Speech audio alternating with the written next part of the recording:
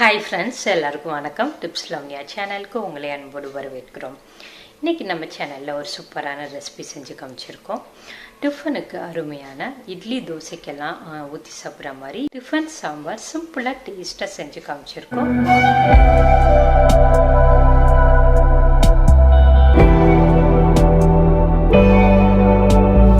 ஒரு குக்கரில் 1/4 கப் பாசிப்பருப்பு 1/4 கப் துவரம் பருப்பை போட்டு நல்லா கழுவி எடுத்துக்கணும். நல்லா கழுவுனதுக்கப்புறமா தண்ணி ஊற்றி வேக விட்டுறலாம்.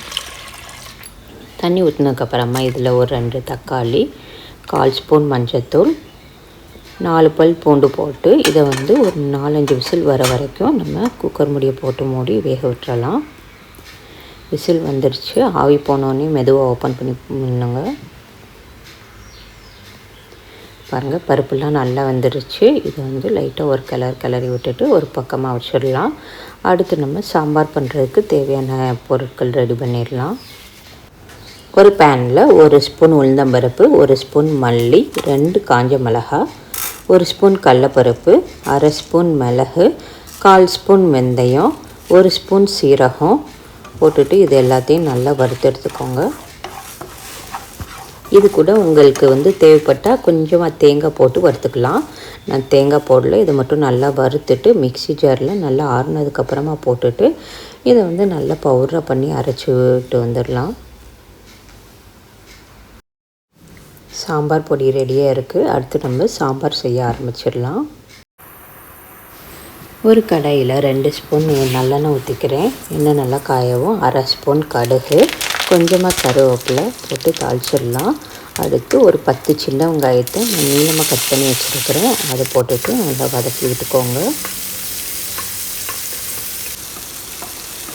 வெங்காயம் ஓரளவு வதங்கினதுக்கப்புறமா இதில் ஒரு கேரட்டை ரவுண்டாக கட் பண்ணி வச்சுருக்கேன். அதை போட்டுட்டு ஒரு 2 கத்திரிக்காய் கட் பண்ணி வச்சுருக்கேன். அதையும் போட்டுட்டு இதை எண்ணெயில் நல்லா வதக்கி விட்டுக்கோங்க. எண்ணெயில் நல்லா வதக்கினதுக்கப்புறமா நம்ம அரைச்சி வச்சுருக்க சாம்பார் பவுடரை போட்டுட்டு இதுக்கு தேவையான அளவு தண்ணி ஊற்றி காய வேக விட்டுறலாம். சாம்பார் டேஸ்ட்டாக பண்ணுறதுக்கு நாங்கள் சாம்பார் டிப்ஸ் வீடியோ போட்டிருக்கோம். அதை எந்த ஸ்க்ரீனில் கொடுக்குறேன், நீங்கள் ரெஃபர் பண்ணி பாருங்கள். தேவையான அளவு உப்பு போட்டுட்டு ஒரு மூடியை போட்டு காய வேக விட்டுறலாம். ஒரு 10 நிமிஷம் வேக விட்டுக்கோங்க. 10 நிமிஷம் கழித்து ஓப்பன் பண்ணி பாருங்கள். காயெல்லாம் நல்லா வெந்திருக்கும்.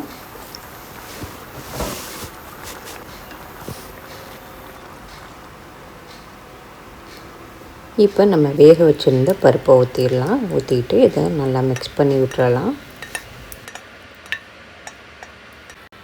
பருப்பு வேக வச்ச குக்கரில் கொஞ்சம் தண்ணி ஊற்றி அலசி இதில் ஊற்றிடலாம். ஊற்றிட்டு இதை எல்லாத்தையும் நல்லா மிக்ஸ் பண்ணி விட்டுக்கோங்க.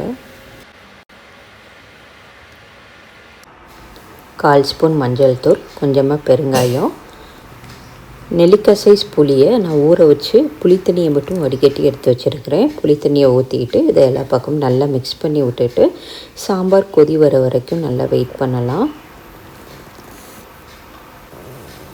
சாம்பார் நல்லா கொதிச்சிருச்சு. மேலே கொஞ்சம் கொத்தமல்லி இலையெல்லாம் தூவி விட்டு ஸ்டவ் ஆஃப் பண்ணிடலாம்.